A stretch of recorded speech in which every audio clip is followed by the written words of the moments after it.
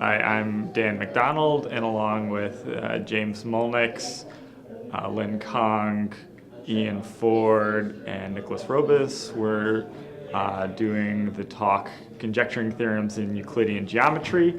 So we're previewing some upcoming functionality wherein the user will input an abstract coordinate-free geometric scene like you might see in a high school textbook in a scene description language that we're developing.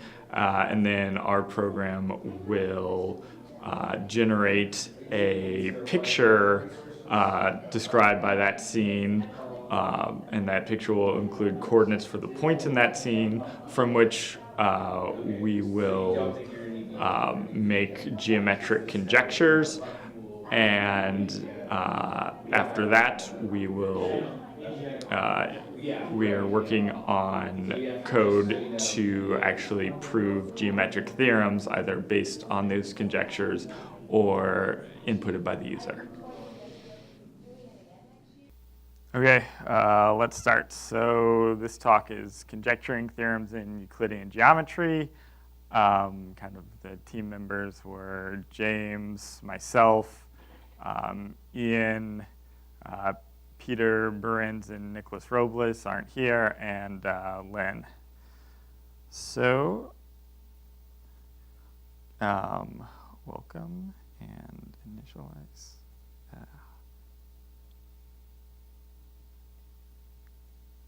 There we go. Okay, so kind of an overview of our geometry project. So we're looking to provide tools for solving problems in plane geometry using the following workflow. So we kind of have 4 steps. So first is to describe a geometric scene. The second is to draw the scene. The third is to make conjectures about the scene. And the fourth is to prove theorems about the scene. So each of these a little more in depth. Sure.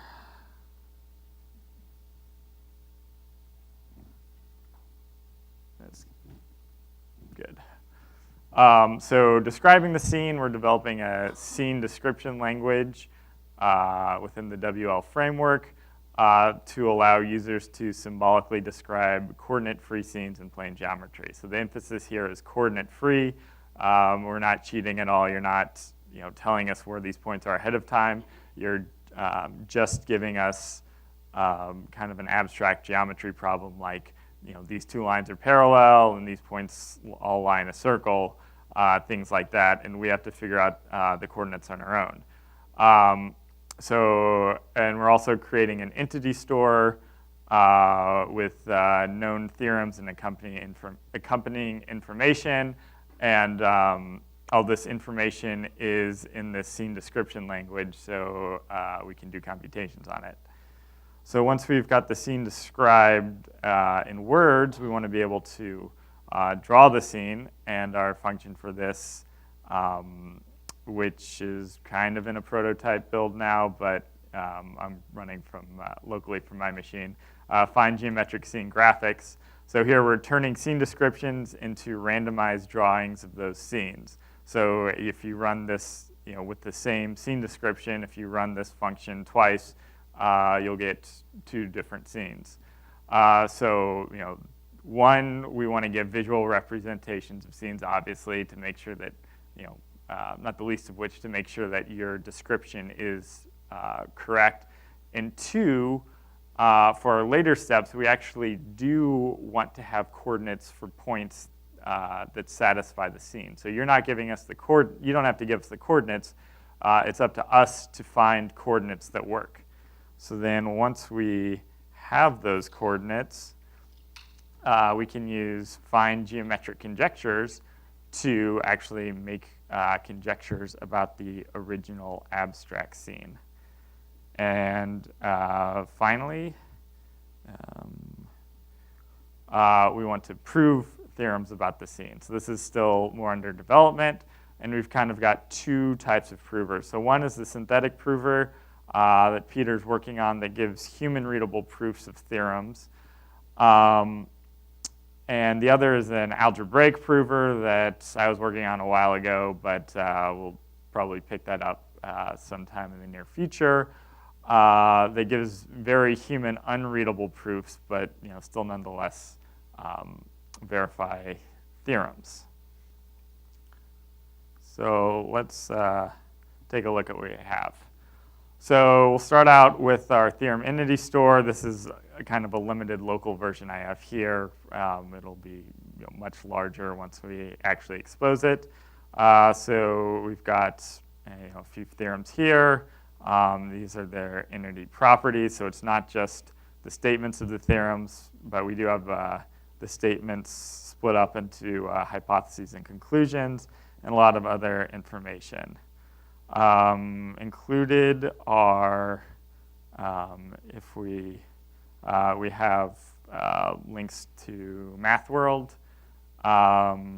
We also have pictures. Here are hypotheses and conclusion. So Finsler-Hadwiger looks like it's a theorem about squares. Let's move on. So anyway, we've got a few more examples here. I'll just kind of blow through. So Pythagorean theorem. Apparently, the converse of Pythagorean theorem also holds. Thales theorem, which we'll see later. Archimedes midpoint theorem, and Desargues theorem. So let's actually see our code in action. Right. So we usually on these talks we start out with Thales theorem because, as Michael always says, Thales never fails. He doesn't actually say that, but he's never actually said that. So we've got our diagram, and so our hypotheses are, so this is in our scene description language, which is subject to final review. So we've got, so this is not necessarily describing this particular picture. This is one we lifted from MathWorld, but it will give the input for our scene drawer later on. So we've got circle through, so we've got drawing a circle through these 3 points, and the circle's centered at O. We've also drawing a triangle through these 3 points on the circle, and it says O is the midpoint of the line between A and C, which means that the line segment AC is a diameter. And our conclusion is that if these hypotheses hold, then the angle ABC is a right angle.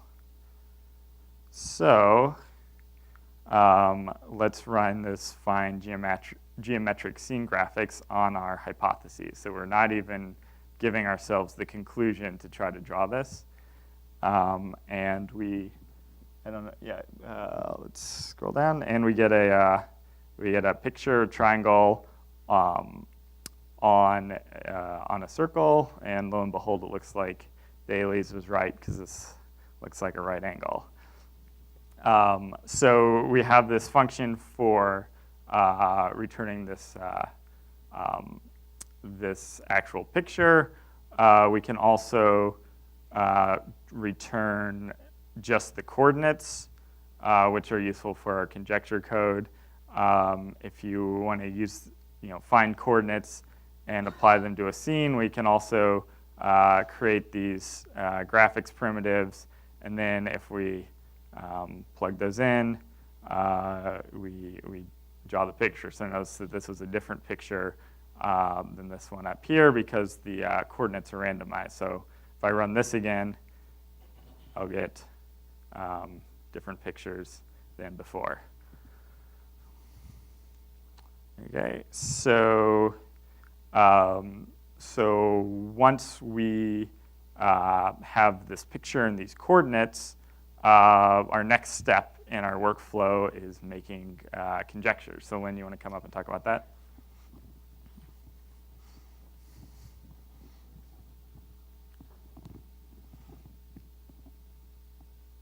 Or just talk to me. It's working? It's working. Okay, thank you then.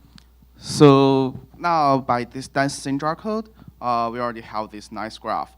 And like notice, this is just not a graph. It has some more information. So it have all these geometric primitives. So means what's actually inside. And we also have the coordinates. So having this information, we can actually try to see what are the geometrical facts or what are the geometric conjectures on this graph. So let's just try this command. So now in this graph, in particular, we can see that line BA and line BC are perpendicular to each other, and also this angle ABC is equal to 19 degrees. That is true. It is what Taylor theorem said. And we didn't return this because from the output, it's like we manually checked all the possible parallel relations, all the possible perpendicular relations, and all the possible like spatial angles, like 19 degree, 45 degree, 30 degree, 60 degree, and we return all the possible conjectures. This function is called find geometric conjectures, and it can take two more optional input. So the second input means how many this infinity here is like how many output do you want. So by default, you just return all of them. And rather than return this region language, you can also return a diagram. So if you run this, it's like, it's not just return these two outputs, it can also highlight in the graph. So in this graph, like these two lines are perpendicular, and the later one, actually there's a very tiny rectangle there. Means they are perpendicular to each other. So you can just make the conjectures from the graph.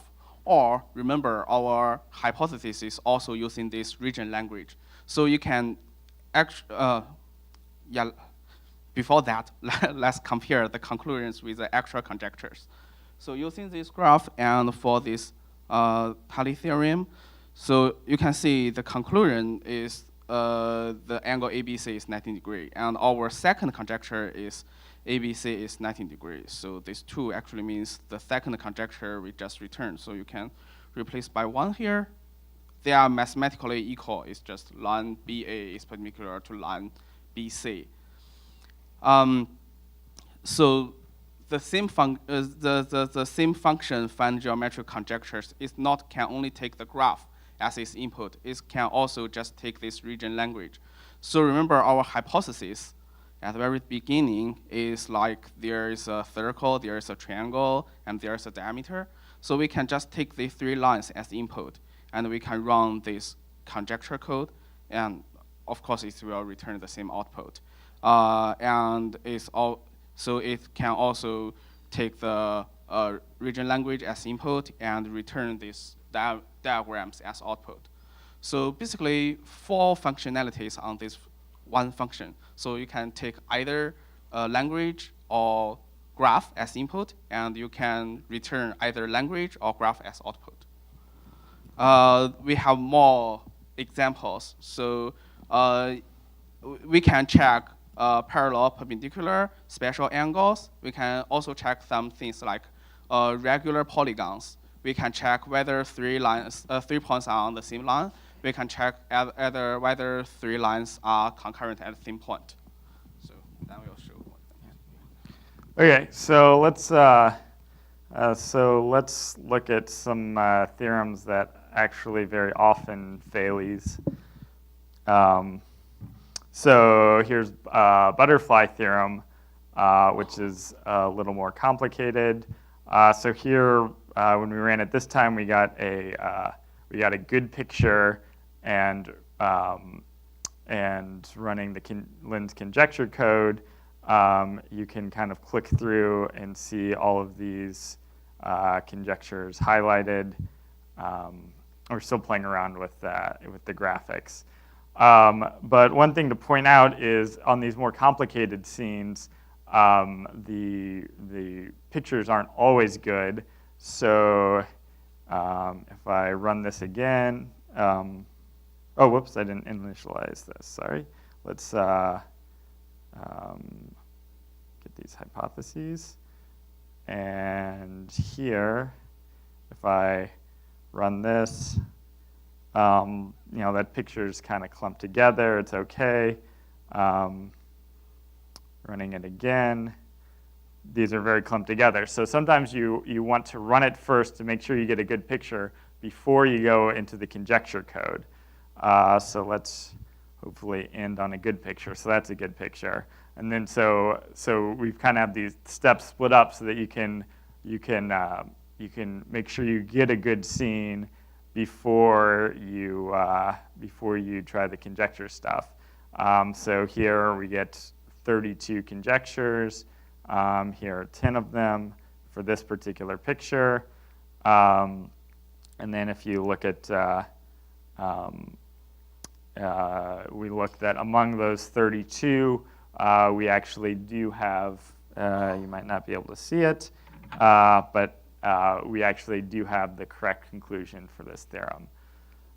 So let's look through a few more examples. So Pappus's Hexagon theorem, which apparently involves hexagons. One thing you'll note about us doing all these projects and doing this project and curating all of these geometric theorems, I have no idea how to prove any of these. I haven't thought about it at all. They might be real easy, they might be real hard. Anyway, so our scene drawer spit out a pretty good scene here, and it looks like the Lin's conjecture code was able to find the conclusion of the theorem. So just a few more. There's Finsler-Hadriger again with the squares. Sometimes our conjecture, our theorem, or our scene drawer code will not make assumptions in drawing the picture that maybe makes a textbook picture look nice, but it will satisfy all the hypotheses all the same, which means the conclusion should hold. So Castaneta's theorem with circles and triangles.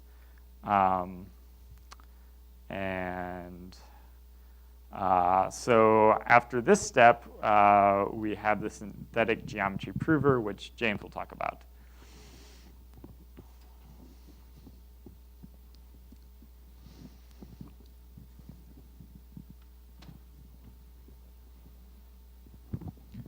All right, so this is primarily the work of Peter Behrens, and it arose from some work that he was doing on step-by-step solutions in Wolfram Alpha.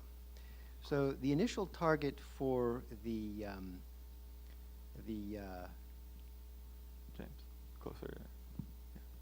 better? Yeah. Can people hear me? Okay, so the initial target here was for proofs in elementary geometry. So here we were picturing 9th grade type proofs. So you have some configuration of lines, circles, etc. You have maybe some known lengths or angles, and you try to derive some other lengths, angles, areas, etc. The presentation that we have in mind here is a 2-column proof, sort of that is preferred in high school geometry courses. And the basic method is start with the given facts and apply theorems to deduce everything that you can. All right, so here is an example of a scene with 3 parallel lines and another line that crosses them. One of the angles is specified to be 30 degrees. And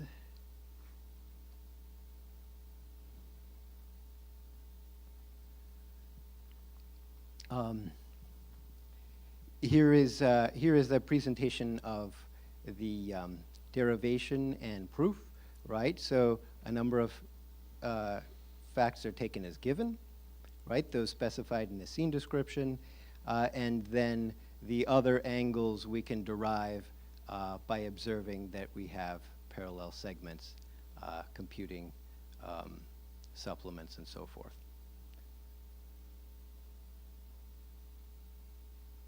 All right, so here is another example. In this case, we have a line YWZ. We have 3 known distances and 1 known angle. And in this case, right, we call prove geometric facts. This is the same thing that we called before. But in this case, we specify a target fact, right? So here we're looking for the area of the triangle YZX.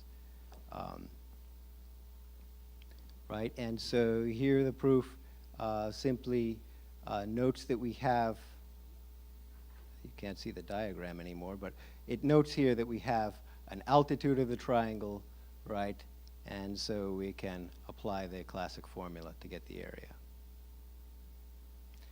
All right, so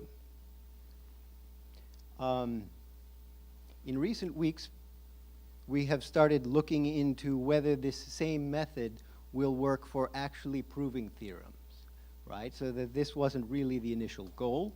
But surprisingly, it turns out that the answer is at least a qualified yes. Okay, so first of all, here is the classic Thales theorem set up again. For technical reasons, we have to seed this with symbolic values of the angles, right? Something, you know, a restriction which we're working on ways to remove.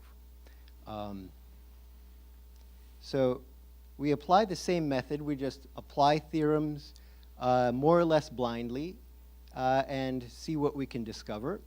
So we find about 50 facts here, and among them,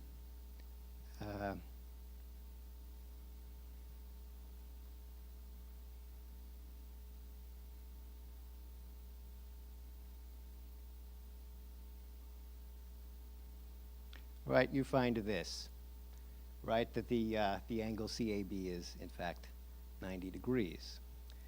So this proof is a bit excessive, right, in part because it proves many things beyond what we asked for. So here's a version where we specify what we're looking for. We're trying to figure out what this angle at A is, right? This gives a proof which is closer to reasonable, right? And in fact, if you take a look here, you note the observations that these radii, right, the distances from AO, CO, BO, these distances are all R, right? And that means, in fact, you have some isosceles triangles, right? So that tells you something about areas. And then, in fact, that allows you to solve for the angle at A. Unfortunately, you know, if you take a look here, you'll find that there's actually 2 or 3 independent complete proofs. So the fairly naive pruning method that we're using at the moment doesn't lead to something completely readable, right? And in fact, the problem is here we end up solving a sort of massively overdetermined system to discover what the angle is. So, you know, further development here is we are trying to see whether we can refine our pruning methods to get a genuinely human-readable proof for theorems, right? So we're pretty happy, I think, with the situation for concrete 9th grade geometry problems. I think we still have more work to do on the theorem proving, and whether we stick with this method or go to a variant, I think, remains to be seen. All right, so I think that's all I have to say. We'd be happy to take questions about any or all of the of what we've discussed here. Yes. Yeah. Can you say something about the use of units? I see degrees in there. I see, you know, pi radians, right? I see that used. Is there any thought about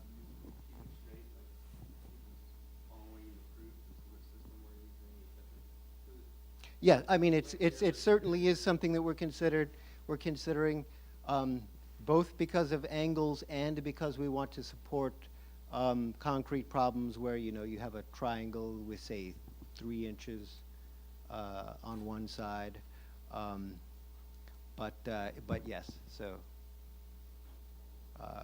we do have plans to make that a little more consistent, and I think we do hope to offer users the option to choose the angle unit of their preference.